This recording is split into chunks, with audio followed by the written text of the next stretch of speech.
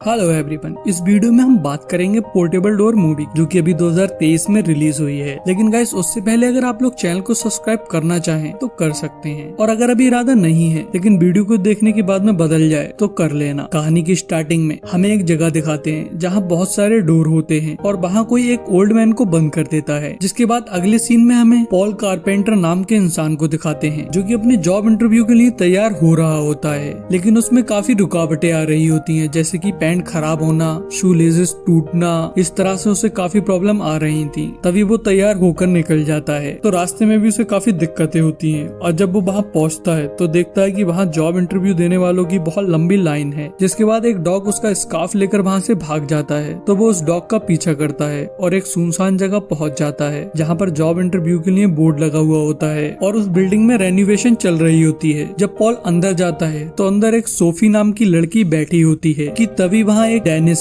नाम का इंसान आता है जो कि पॉल को इंटरव्यू के लिए बुलाता है, जिससे पॉल हैरान हो जाता है क्योंकि उसे पॉल का नाम पता था। उसका इंटरव्यू लेने के लिए वहाँ काफी लोग बैठे होते हैं। वो सारे लोग कंपनी के हेड मेंबर होते हैं। वहाँ पर उन सबका सीईओ हम्फ्री बेल भी होता है। वो लोग पॉल से बहुत सारे सवाल पूछते हैं, लेकिन वो किसी भी सवाल का जवाब सही तरीके से नहीं दे पाता है। वो लोग उससे पूछते हैं तुम यहाँ आए कैसे, तो वो बताता है कैसे वो लेट हुआ और एक डॉग का पीछा करते करते यहाँ पहुँच गया। इस बीच में पॉल बार बार एक दीवार को देख रहा होता है, तो वेल उससे पूछता है तुम ये क्या देख रहे हो, तो वो बताता है कि दीवार पे जो क्रैक हैं वो लंदन के मैप की तरह हैं। जिसके बाद डेनिस उसे वापस ले जाता है। जब वो अपने अपार्टमेंट में पहुंचता है तो देखता है कि उसका रूममेट रूम छोड़कर अपने घर जा रहा होता है, तो उसे टेंशन हो जाती है कि अभी तक उसे जॉब भी नहीं मिली है, अब रेंट भी उसको अकेले ही भरना होगा। तभी उसके पास में एक लेटर आता है। उसे पता लगता है उसे जॉब मिल गई है, जिससे वो दोनों बहुत खुश हो जाते हैं। तभी अगले सुबह पॉल सूट बूट पहनकर लेटर में लिखे हुए एड्रेस पे पहुंच जाता है, जो कि काफी शानदार जगह थी।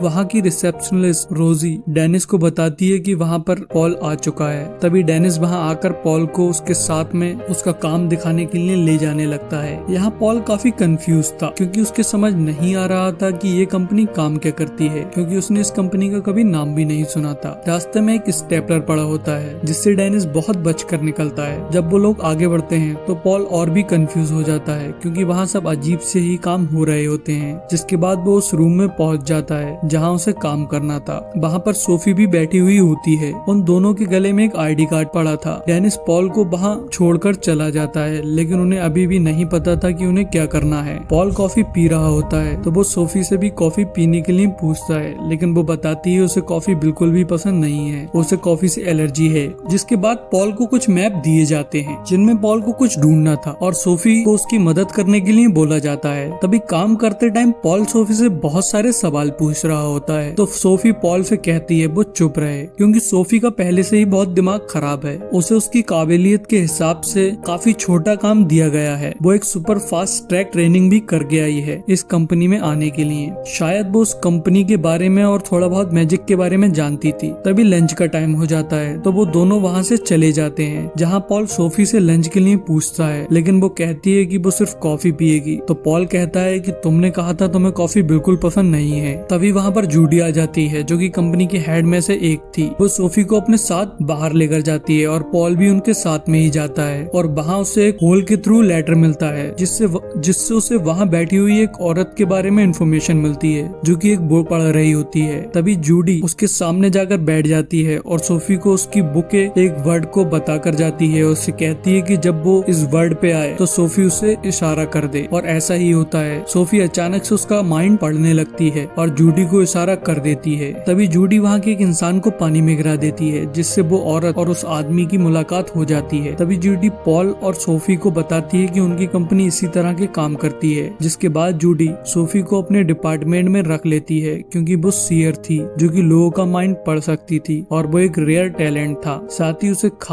ही उसे फास्ट ट्रैक ट्रेनिंग भी मिली हुई थी। और जूडी पॉल से कहती है कि तुम्हें वही फालतू मैप का काम करना होगा। जब पॉल उन मैप में काम कर रहा होता है तो हम्फ्री उसके पास में आता है और उसे अपने साथ ले जाता है। तो रास्ते में पॉल उससे पूछता है कि एग्जैक्टली वो लोग करते क्या हैं। तो वो बताता है वो लोग गट इंस्टिंक्ट को कंट्रोल करते हैं, जैसे कि लोगों को प्यार में पड़ना, उनका डिवोर्स कराना, इंजन या ग्रेविटी की खोज करवाना। तो पॉल पूछता है लेकिन क्यों? तो उस पे हम्फ्री कहता है कि मुझे भी नहीं पता, वैसे तो इस काम के पैसे भी हमें ज्यादा नहीं मिलते हैं, है और ना कोई इज्जत है, ना कोई हमारा नाम है। दुनिया हमारे बारे में कुछ भी नहीं जानती है और खास करके इंसान जो कि इतनी जल्दी मर जाते हैं, उन्हें तो हमसे कोई फर्क ही नहीं पड़ता है, जिसमें हम सब कुछ उन्हीं के लिए करते हैं। जिसके बाद वो उसके ऑफिस में पहुंच जाते हैं, जहां हम्फ्री पॉल से कहता है तुम में कुछ तो खास बात है। तभी वहां पर डेनिस आ जाता है और कहता है ये कोई खास इंसान नहीं है और इसके फादर तो बिल्कुल ही बेवकूफ थे। तो उस पे हम्फ्री कहता है इससे फर्क नहीं पड़ता है कि हमारे पिता कैसे थे। मेरे फादर ने तो जब मैं 12 साल का था तब मुझसे एक एग्रीमेंट साइन करवाया था, जिसमें लिखा था कि अगर मैंने कभी भी उन्हें धोखा दिया तो मेरी सोल उनकी हो जाएगी। जिसके बाद हम्फ्री पॉल से कहता है तुम्हें पोर्टेबल डोर ढूंढना होगा जो कि खो गया है और ये बात किसी को भी नहीं बतानी है। और तभी वो लोग पॉल को वहाँ से भेज देते हैं। हालांकि पॉल को कुछ समझ नहीं आ रहा था, लेकिन वो फिर भी डोर को ढूंढने लगता है, लेकिन उसे कुछ नहीं मिलता है। तभी वो घर चला जाता है। जब रात में वो सो रहा होता है तो उसके पास में कंपनी का एक और हेड आता है, जो कि पॉल से पूछता है हम्फ्री ने उसे किस लिए हायर किया है, लेकिन पॉल उसे नहीं बताता है। वो उससे कहता है मैप वर्क के लिए उसको हायर किया गया है, लेकिन तभी वो पॉल को टॉर्चर करता है। वो उसके पैर को मोड़ देता है और उसके कान को बहुत बड़ा कर देता है। उसके कान बहुत ज्यादा बड़े हो जाते हैं, जिससे उसे बहुत दिक्कत होती है और अजीब सा लगने लगता है। तभी पॉल उसे बता देता है कि हम्फ्री ने उसे पोर्टेबल डोर को ढूंढने के लिए हायर किया है और ये सारी चीजें वो पॉल से एक ड्रीम में पूछ रहा होता है। अगले सुबह जब सोफी कंपनी में आती है तो देखती है रोजी एक स्टेपलर को किस कर रही होती है। इधर पॉल डोर को ढूंढ रहा होता है और उसके हाथ में भी किसी तरह की पावर होती है, जिससे वो दीवार के हर एक छिपी हुई चीज को भी ढूंढ लेता है और देख पाता है। और वो इसी तरह से एक बेसमेंट में पहुंच जाता है, जहां उसे कुछ मिलने ही वाला होता है कि अचानक से वहां पर डेनिस आ जाता है और उस पर गुस्सा करने लगता है। वो उससे कहता है कि तुम यहाँ नहीं आ सकते हो। पॉल वहाँ से चला जाता है। इधर सोफी जूडी के साथ में होती है। वो लोग फिर से उसी तरह का काम करने आए होते हैं, जहाँ जूडी को पिछली बार की तरह इन्फॉर्मेशन मिलती है। तो सोफी उससे पूछती है नीचे से ये कौन देता है, जिसपे जूडी बताती है नीचे गॉब्लिन्स हैं, हमारे लिए काम करते हैं, वो ही ये सब देखते हैं और कोइंसिडेंट बनाने में हमारी मदद करते हैं। तभी वो लोग अपना काम करके वहाँ से जाने लगते हैं। तो जूडी सोफी से कहती है हमारी कंपनी में अंदर ही अंदर कुछ हो रहा है। जब हम्फ्री वेल के पिता जॉन वेल और डेनिस के पिता गायब हुए थे, तब से वो दोनों कुछ गड़बड़ कर रहे हैं। जो ये कंपनी में रेनोवेशन चल रही है उसके पीछे हम्फ्री और डेनिस का कुछ ना कुछ हाथ है और पता नहीं उन्होंने तुम्हारे उस दोस्त को क्यों हायर किया है। तो सोफी कहती है कि वो एक अच्छा इंसान है। जिसके बाद सोफी शाम को पॉल के साथ में ड्रिंक के लिए जाने लगती है। तो सोफी को कैंडी रखी हुई नजर आती है, जिन्हें वो बहुत तेजी से खाने लगती है और फिर उसे याद आता है उसे कैंडी पसंद नहीं थी, पर इस टाइम अच्छी लग रही थी। फिर वो दोनों ड्रिंक के लिए जाते हैं, जहाँ सोफी पॉल से ये पूछने की कोशिश करती है कि उसे हम्फ्री ने क्या काम दिया है, लेकिन पॉल उसे नहीं बताता है। वो उससे कहती है हम्फ्री से संभल कर रहना, क्योंकि वो बहुत खतरनाक इंसान है, वो नॉर्मल नहीं है। तो पॉल को ये लगता है कि सोफी उससे जल रही है, जिस वजह से उन दोनों के बीच में एक छोटी सी लड़ाई हो जाती है और वो वहाँ से चले जाते हैं। अगले दिन हमें फिर से पॉल को डोर ढूंढते हुए दिखाते हैं, जहाँ वो फिर से उसी बेसमेंट में पहुँच जाता है जहाँ सिर्फ अलमीरा थी। तभी अचानक से वो एक अलमीरा के अंदर घुस जाता है और एक सीक्रेट प्लेस पे पहुँच जाता है, जहाँ बहुत सारी चीजें रखी थी। वहाँ एक स्टेपलर भी नजर आता है, जिससे वो उठाने की कोशिश करता है तो वो एक गॉब्लिन में बदल जाता है। तभी पॉल अपने हाथ की पावर से देखता है तो उससे वो गॉब्लिन सही तरह से नजर आ रहा होता है। इसीलिए डेनिस उस स्टेपलर से बच के निकला था और रोजी स्टेपलर को किस कर रही थी। जिसके बाद पॉल वहाँ से थोड़ा आगे बढ़ता है तो उसे वहाँ पर पोर्टेबल डोर मिल जाता है और वो उस डोर के थ्रू हम्फ्री के ऑफिस में पहुँच जाता है। जैसे ही वो उस डोर को बंद करता है, वो डोर एक टॉवल में बदल जाता है। तभी पॉल नोटिस करता है हम्फ्री के ऑफिस में एक मीटिंग चल रही होती है। तो पॉल देखता है कि हम्फ्री वहाँ आए हुए लोगों से कह रहा होता है कि हम इंसानों के लिए काम क्यों करें, वो बेकार हैं, इतनी जल्दी मर जाते हैं, हमारे बराबर के पावरफुल भी नहीं है और हमें इस काम से कुछ मिलता भी नहीं है। जिसके बाद वो उन लोगों को एक होलोग्राम के थ्रू दिखाता है वो इंसान और जादूगरों को कैसे कंट्रोल कर सकता है, जिसमें सोफी होती है। वो दिखाता है कि सोफी ने इंटरव्यू में बताया था कि उसे कॉफी पसंद नहीं है और उसे कैंडी भी पसंद नहीं है, लेकिन हम्फ्री के कंट्रोल करने की वजह से उसकी पसंद बदल गई है। उसे कॉफी और कैंडी दोनों पसंद आने लगी है, मतलब वो जो चाहे उससे करवा सकता लगता है और वो उसका होलोग्राम उसके गले में पड़े हुए आईडी कार्ड से देख पा रहा होता है। मतलब उस आईडी कार्ड के अंदर एक कैमरा लगा हुआ होता है। हम्फ्री ने उससे एक कॉन्ट्रैक्ट साइन करवाया था जिससे वो उसे कंट्रोल कर पा रहा था। तभी मीटिंग खत्म हो जाती है तो वो सारे लोग बाहर आने लगते हैं। तो पॉल पोर्टेबल डोर के थ्रू एक मार्केट के अंदर चला जाता है। फिर वो सोफी के पास आता है और उसका आईडी कार्ड बाहर फेंक देता है और उसे बताता है कि उसने डोर ढूंढ लिया है। तभी वो उस डोर के थ्रू जाते हैं तो उस जगह पहुंच जाते हैं जहाँ बहुत सारे डोर थे और उन्हें वहाँ कोई आवाज दे रहा होता है, लेकिन वो जल्दी से बाहर आ जाते हैं। तभी वो फिर से टॉवल में बदल जाता है, जिसके बाद पॉल टॉवल के टैग पे पड़ता है। उस पे लिखा होता है कि डोर को ओपन करने से पहले अपने डेस्टिनेशन का नाम बोलो। तभी पॉल ऐसा ही करता है, वो अपने अपार्टमेंट में पहुंच जाता है। जिसके बाद वो सोफी को बताने की कोशिश करता है, लेकिन वो उसकी बात को नहीं सुनती है और वो दोनों मिलकर बहुत अच्छी अच्छी जगह जाने लगते हैं और घूमने लगते हैं। वो दोनों लोग बहुत सारी जगहों पर घूमते हैं और तभी वो एक बीच पर जाते हैं जहाँ पॉल उसे कंट्रोलिंग वाली बात बता देता है। उससे उस कॉन्ट्रैक्ट के बारे में पूछता है तो वो बताती है उसने सिर्फ एक ही कॉन्ट्रैक्ट साइन किया था जो कि फास्ट ट्रैक ट्रेनिंग वाला था।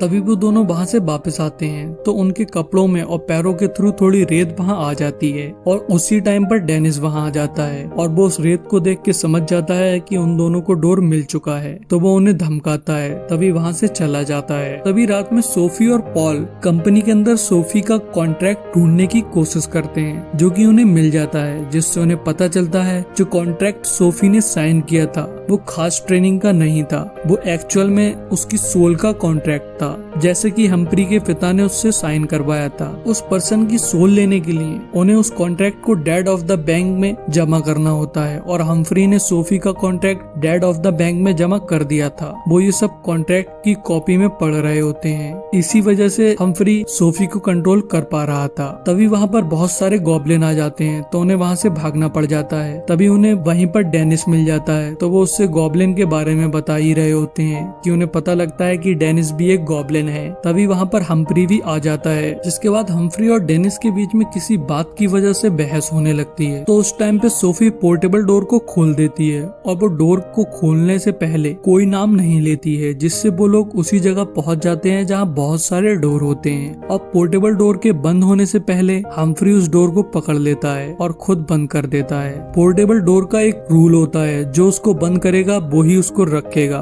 डोर हम्फ्री को मिल जाता है। जिस जगह वो दोनों पहुंच गए थे वहाँ पर बहुत सारे डोर थे, लेकिन वो उन्हें कहीं भी नहीं ले जाते थे, वो सारे के सारे आपस में कनेक्टेड थे। तभी उन्हें वहाँ एक इंसान दिखता है जो कि हम्फ्री की तरह दिख रहा था, लेकिन वो थोड़ा बूढ़ा था। वो कोई और नहीं हम्फ्री का पिता जॉन वेल्स था, जो कि यहाँ कैद था। स्टार्टिंग में जो सीन दिखाया गया था उसमें हम्फ्री ने अपने पिता को ही यहाँ पर कैद कर दिया था। पॉल उससे कहता है तुम्हारे पास में तो हम्फ्री के सोल का कॉन्ट्रैक्ट है, तुम उसे कंट्रोल कर सकते हो, हम्फ्री के थ्रू हमें यहाँ से निकलवा सकते हो। तो जॉन बताता है कि उसके पास में कॉन्ट्रैक्ट है, लेकिन उसने उसे बैंक ऑफ द डेड में जमा नहीं किया था, इसीलिए वो उसे कंट्रोल नहीं कर सकता है। तो वो लोग कहते हैं हम लोग अब उसे सबमिट कर देते हैं, जिस पे जॉन उन्हें बताता है इस जगह का नाम नेदर है। अगर उनके पास पोर्टेबल डोर नहीं है तो वो यहाँ से नहीं निकल सकते हैं। लेकिन पॉल उसकी इस बात को नहीं मानता है और वो कोशिश करता रहता है। काफी देर ट्राई करने के बाद में उसे एक डोर मिल जाता है, जिससे वो लोग लंदन में पहुंच जाते हैं। तभी वो तीनों कंपनी में जाते हैं, जहाँ रोजी